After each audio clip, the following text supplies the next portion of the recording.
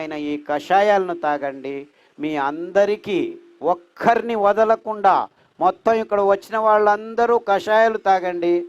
ప్రసాద్ గారు తమాషాగా చెప్తుంటారు, కషాయాలు ఎన్ని రోజులు తాగాలి అని అడుగుతారు. కాఫీ తాగడం అంటే ఎవరు ఏమీ అడగరు, ఎన్ని రోజులు తాగుతూనే ఉంటుంటారు మీరు అని. కాఫీలు తాగుతూనే ఉంటారు. ఎవరైనా అడుగుతారా కాఫీ ఎన్ని రోజులు తాగాలి అని? నాన్ స్టాప్ లైఫ్ లాంగ్ తాగుతున్నారు. మేమేం చెప్తున్నాం, మీ కషాయాల్ని లైఫ్ లాంగ్ తాగద్దండి. ఒక్కొక్క కషాయాన్ని ఒక్కొక్క వారం మార్చి మార్చి తాగండి. ఒకే కషాయాన్ని తాగకండి. 40-50 కషాయాల్ని ఐడెంటిఫై చేశాము, పుస్తకంలో అమర్చాము.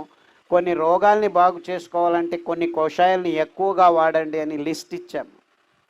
ఆ చిన్న పుస్తకం ఉంది, ఆరోగ్యశ్రీ అని.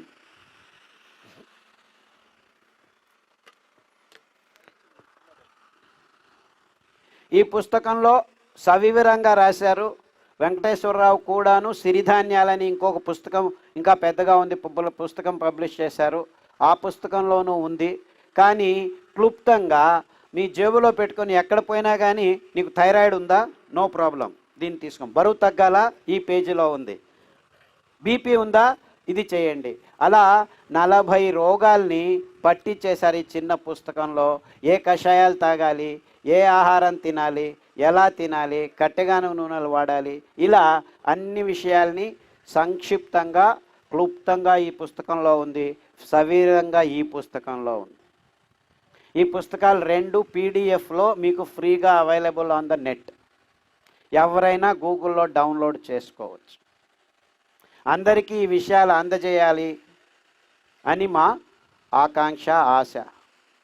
దానులు, డబ్బులు ఎక్కువ ఉన్న వాళ్ళు ఎవరైనా ఉంటే ఈ పుస్తకాన్ని ఈ ప్రచురణకర్తల ఒక పర్మిషన్ తీసుకొని ప్రింట్ చేసి అందరికీ పంచవచ్చు. ఏ ఇబ్బందులు లేవు. It's free for all. అన్ని విషయాలు ఇంక్లూడింగ్ 14 క్యాన్సర్స్, 14 రకాలైన క్యాన్సర్ ఒకటే నియంగా అయితే, అది ఏ అంగంలో వస్తే దాని పేర్లు పెట్టుకుంటున్నాం. మీరు ఈ పుస్తకంలో 14 రకాల క్యాన్సర్లు ఉన్నాయి, పట్టించేసాము. స్తన cancer, bone cancer, blood cancer, ఇంకా ఇలా పీసీఓడి, గర్భాశయం క్యాన్సర్ అన్నీ పట్టించేసాము.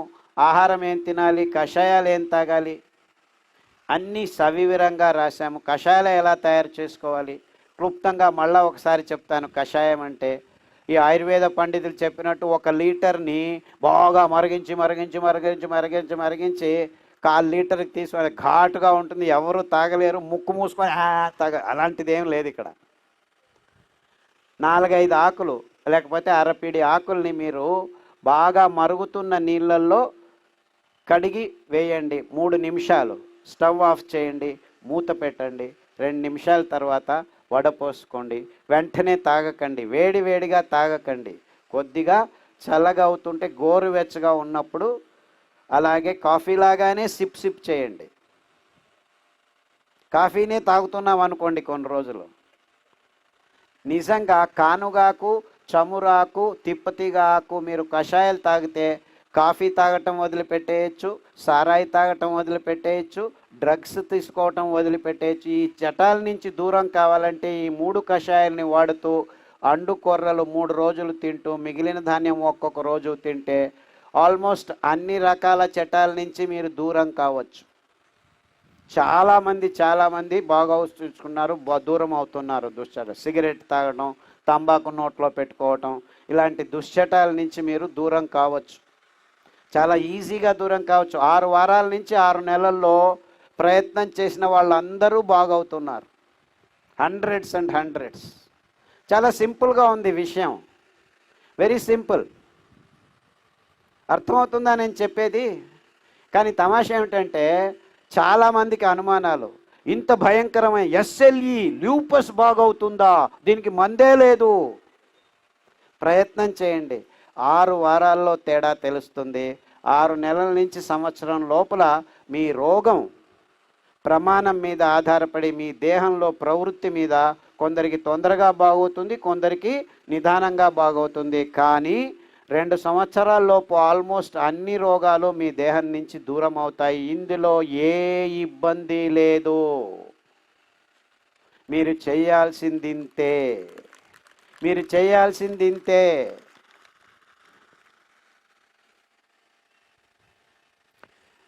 మీరందరూ చాలా నిశ్శబ్దంగా వింటారు. నేను ఎక్కడ పోయినా అందరూ నిశ్శబ్దంగా వింటారు. ఎందుకు వింటున్నారు?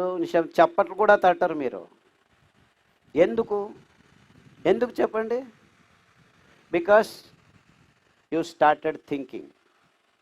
అవునా, అవును కదా, ఇంత సింపుల్గా ఉందా అని. అఫ్కోర్స్ ఆ గేట్ దాటిన తర్వాత మళ్ళా ప్రకటనలు టీవీల్లో మిమ్మల్ని వెనక్కి లాక్కెళ్తాయి. ఆ లాక్కెళ్ళకూడదనే మేము మళ్ళా మిమ్మల్ని హెచ్చరిస్తూ ఉంటాం అన్నమాట. కానీ నిజమైన మాధ్యమాలు, పత్రికలు ఈ విషయాన్ని గురించి చర్చించేదానికి ఇంకా ముందుకు రావట్లేదు. అక్కడో ఇక్కడో ఎక్కడో రైతు నేస్తం, సాక్షి లాంటి వాళ్ళు ప్రకటనలు, ప్రచారం చేస్తున్నారు. అర్థమవుతుందా ఈ విషయాలన్నీ? ఎందుకంటే ఇవి మన జీవితాలకు సంబంధించిన విషయాలు. మనం ప్రతిరోజు కష్టపడుతున్నాం, ఈ రోగాలతో సతమతం అవుతున్నాం, దిక్కు తెలియక, దారి తెలియక. ఈ విధంగా ఎన్నో రోజులు నేను బాధపడ్డాను. ఎందుకు ఇన్ని రోగాలు మనుషుల్ని కాడిస్తున్నాయి, వేధిస్తున్నాయి? 1987, దాదాపుగా 40 సంవత్సరాలు అవుతుంది. ఇన్ని రోజుల నుంచి మనం కష్టపడకుండా చాలా సింపుల్గా మన ఆహార పదార్థాలని ఇటువైపు నుంచి, ఈ ఎకనామిక్ మోడల్ అని పిలుస్తాను దీన్ని, ఇండస్ట్రియల్ ఫుడ్ కల్చర్ అంటాము దీన్ని. కేంద్రీకృత వ్యవస్థలో ఆహారాన్ని తయారు చేసే విధానాలు ఎకనామిక్ మోడల్లో కన్జ్యూమింగ్ కల్చర్. అంటే అందరూ కాఫీలు, టీలు తాగడం వల్లనే మన కొండ చర్యల్లో ఉన్న అడవులన్నీ నాశనం అయిపోయాయి 40 సంవత్సరాల్లో. అంతే కారణం, ఇంకేమీ లేదు. అందుకే మన జీవనదులు ఎండిపోతున్నాయి, వర్షాధారపు నదులుగా మారిపోతున్నాయి. Very simple. దీన్ని ఎవరు కనెక్ట్ చేయట్లేదు. నేను మాత్రమే చెప్తున్నాను ప్రతి ఒక్క ప్లాట్ఫారంలో, మీరు తాగుతున్న కాఫీల వల్ల మన నదులు ఎండిపోతున్నాయి. ఇదేమిట్రా కనెక్షను? మీరు తాగుతున్న పాల వల్ల మీ మూతి మీద మీసాలు వస్తున్నాయి. ఇదేమిట్రా కనెక్షను?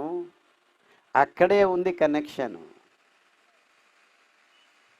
అంటే మన ఆరోగ్యాల్ని, మన పర్యావరణాన్ని ఒకే రాయితో మనం సరిచేసుకోవచ్చు.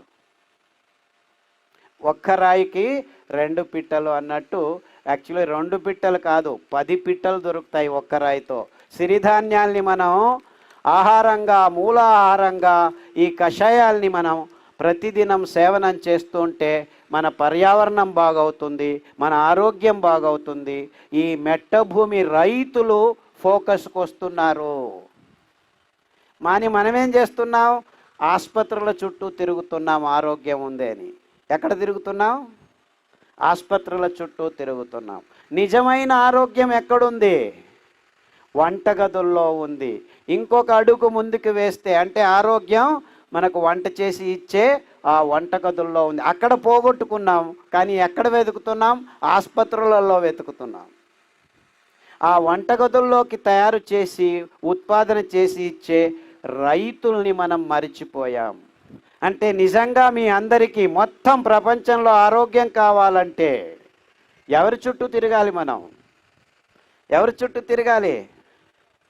చెప్పండి, రైతులు అని. గట్టిగా చెప్పండి, రైతులు అని. ఏం రైతన్న అనే పదం చెప్పేదానికి నోరు రావట్లేదా? ఈ డాక్టరు, ఆ డాక్టర్ అని పెద్ద పెద్ద స్పెషల్ పదాలని బడబడబడబడా చెప్పేస్తారే మీరు. మళ్ళా ఒకసారి రైతుల చుట్టూ తిరుగుదాం. మన ఆరోగ్యాన్ని కాపాడే ఆ మట్టెబేములు రైతులు పెంచే నువ్వులు, కుసుమలు, వెర్రి నువ్వులు, ఉలవలు, అలసందలు, కొర్రలు, అండు కొర్రలు, సామెలు, ఊదులు, ఇంకా అనేక రకాలైన వైవిధ్యమైన కషాయాల ఆకులను పెంచిచ్చే అద్భుతమైన సేంద్రియ పదార్థాలను పెంచే రైతుల చేతుల్లో మన ఆరోగ్యం ఉంది అని వాళ్ళని మనం ప్రోత్సహిస్తే మన గ్రామాలు అవంతకవే ఉద్ధారం అవుతాయి. ఏ ఒక్కరు అనుదానాలు ఇవ్వాల్సిన అవసరం లేదు.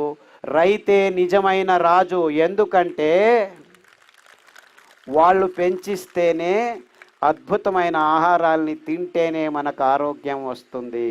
అంటే ప్రతి ఒక్కరూ ఈ భూమి మీద సుఖంగా ఉండాలనుకుంటే మనం తిరగాల్సింది రైతుల చుట్టూ తప్పితే ఇంకెక్కడా కాదు అని గట్టిగా నమ్మిన వాళ్ళల్లో మొదటి వాణ్ణి నేను.